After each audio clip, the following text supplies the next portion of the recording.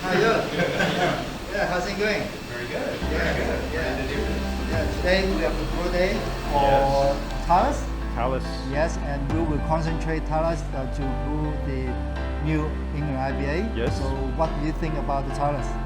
Well, I mean, haven't tried it yet. Really excited to try it. Yeah. It sounds like a perfect hop that would go with a New England IPA. Right. It's Okay. got all the flavor descriptors of being perfectly, fruity, tropical, herbal. So it sounds perfect. I'm really excited about it. It's got a lot of buzz going around the community. So. Yeah, so what I know is we're not just using the Talus, we're also using mixed hops with prior mosaic Yes. to mix with that. And Yeah. what do you think prior mosaic should mix with Talus? Yeah, I think it's a good blend. Mosaic, there's a little bit of Simcoe in this recipe as well, and those are just going to kind of accentuate the big juiciness of the beer. And whereas Talus is going to provide most of the bulk of aroma and a lot of the flavor, so a lot of those compounds are going to come out, especially in the dry hopping. Right. Whereas Simcoe and Mosaic are going to provide that kind of overall IPA juiciness. So, yeah, Okay, that's kind good. of supporting cast. Yeah, so we are going to start now and see how it's going. Yeah, let's do it. Yeah, okay, thank you right very on. much. Yeah, man. Okay, thank you.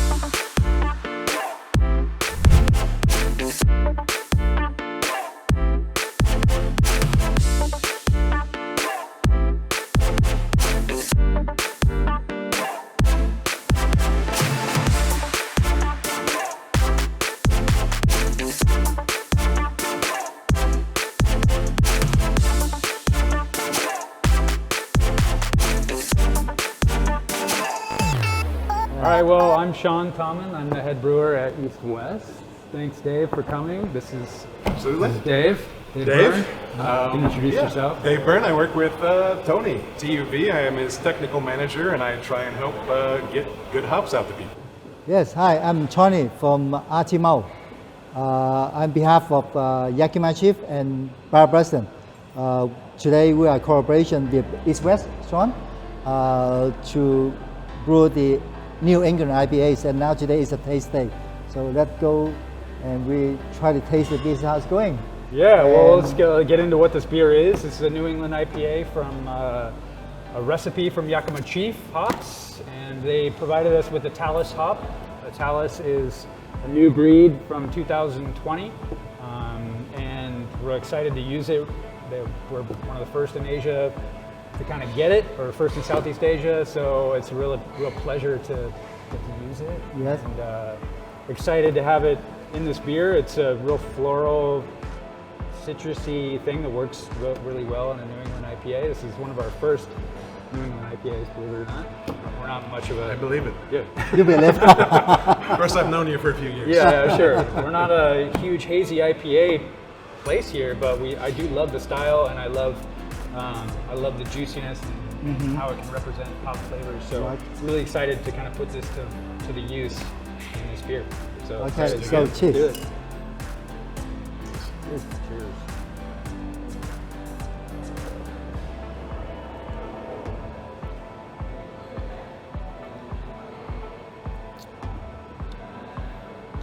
Wow, that's it's a New England IPA, but I can feel like it's sweetness, Yes. Yep. sweetness and tropical Yes. forest, Yep. and I never tasted that type of New England IPA before, and even better than Citra because I can feel like it's very fresh. Yeah, It plays nicely with the other hops for sure. Yes, yes. It's like, especially now you can get that kind of pink grapefruit sort of taste. definitely It grapefruit. doesn't have the pithiness to it, which is nice, so it stays on the juicy side, which of course you want for New England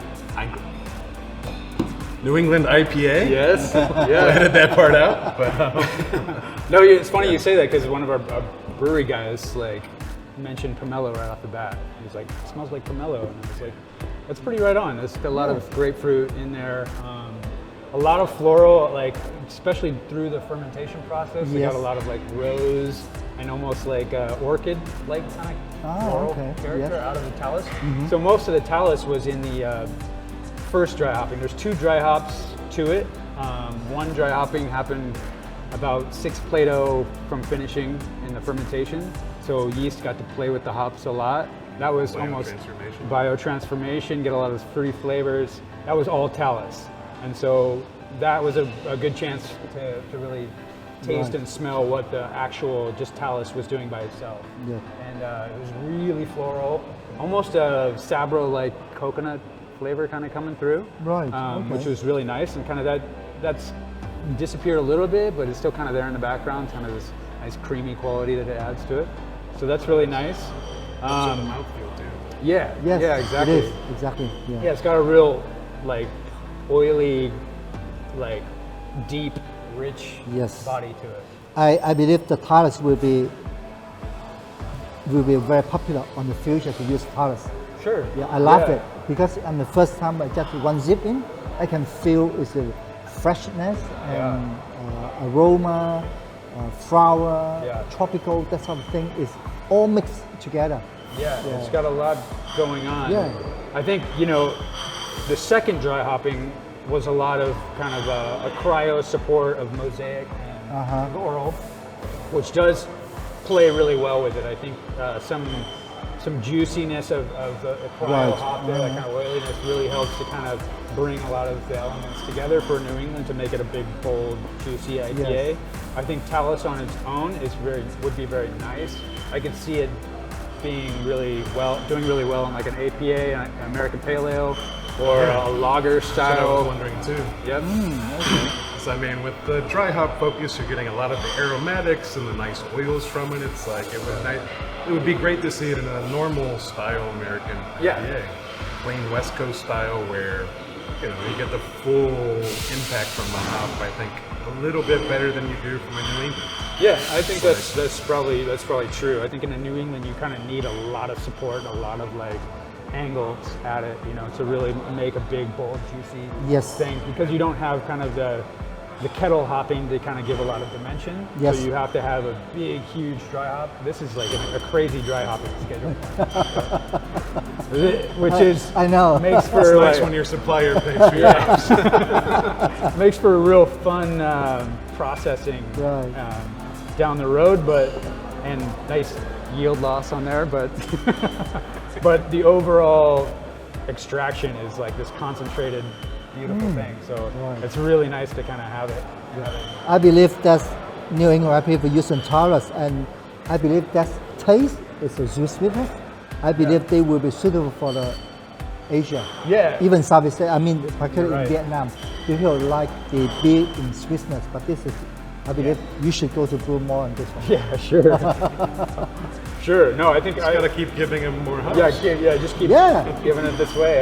You just pick up a coin, then I immediately 24 hours you will get hops there.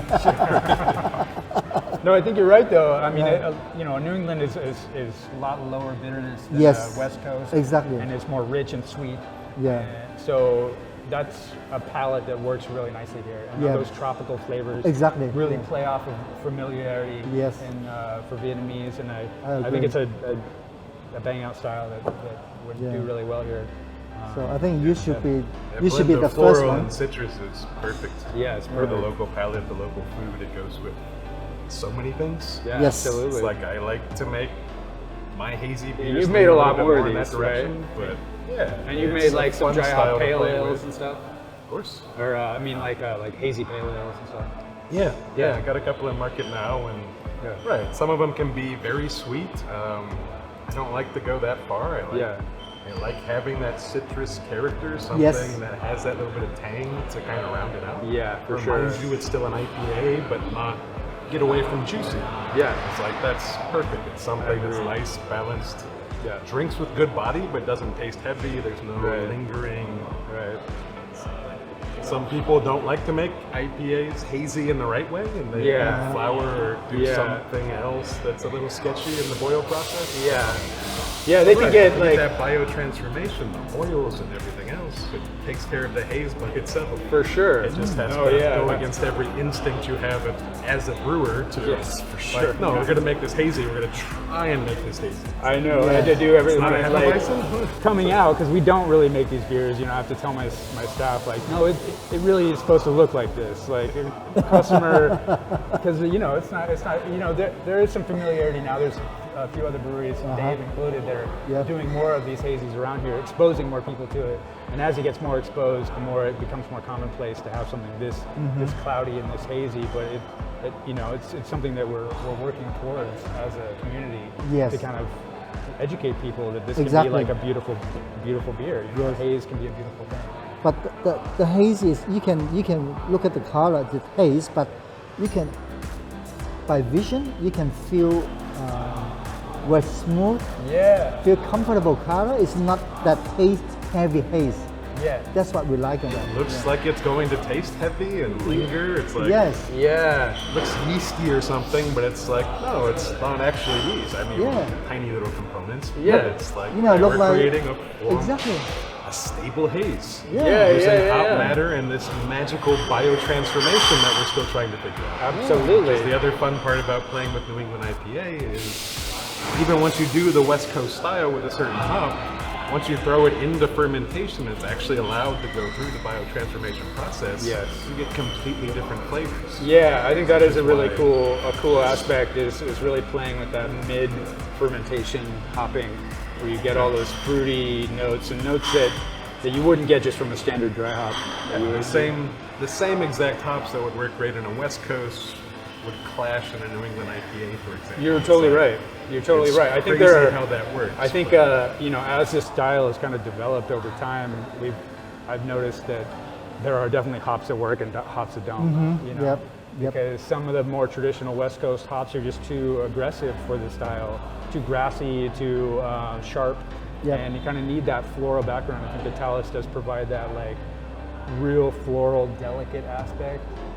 Still has the punch to it. Yes. And I think if you kind of like give it a little bit of help with some juicier hop, the Mosaic and Laurel is doing a really pretty unique thing in here too. Okay. So, and those specifically cryo hops are really kind of oily and juicy. So it's going to do really nice in there. Those are always fun. Especially when you use a lot of them. Yes. Yes. Yeah, I think you know. I mean, it's one of those styles that you really have to hit. Yes. You know, I think the bad ones are really bad, and the good ones are great. You know, it's definitely one of those kind of narrow window styles. I think it's made me a little bit shy to try them. I mean, there's a lot of ones that are not good. Yeah. And they don't. It's like, you hate saying it's like it's not a bad beer, but it's like you shouldn't try and make this a New England IPA. If you try and make it hazy, this would have tasted fine as a West Coast. But it's like, you have to embrace the style you're trying to make. You have to embrace it. If you're not going to do that, then don't. Yeah. I think there's probably a lot of people, a lot of brewers out there that are trying to kind of, you know, force a square peg into a round hole by making a New England more like a West Coast or vice versa or something like that. It's like, I think, you know, having them separate styles and really understanding and treating them as their own unique character is kind of the way to go. You know? Respect the style, you respect the ingredients, and they'll take care of themselves.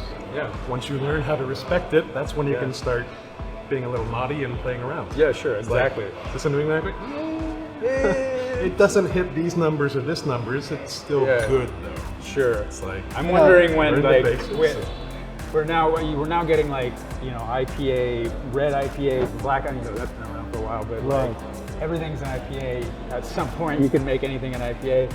But I'm wondering if New England, this style, this hazy thing is going to translate into other styles, do you think? I mean, like a hazy saison or a hazy something else. I don't know. But Hazy, sexy. or if it's a fad. I mean, that's another I'm thing. thinking it's just going to go back to the crazy, extra special bitter. It's like Yeah, just, right. you know, something that's 4-something percent alcohol and sessionable, and it depends on the ingredients you use. Yeah. I mean, you can make a bad beer out of great ingredients, but you can't make a great beer out of bad ingredients.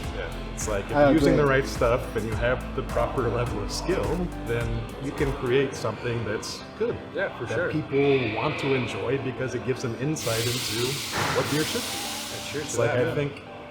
Yeah, cheers. Cheers. Cheers, good. You're right. I mean, it all comes down to ingredients. You're a Well, I really, think a really there's- awesome brewer too. Yeah. That helps.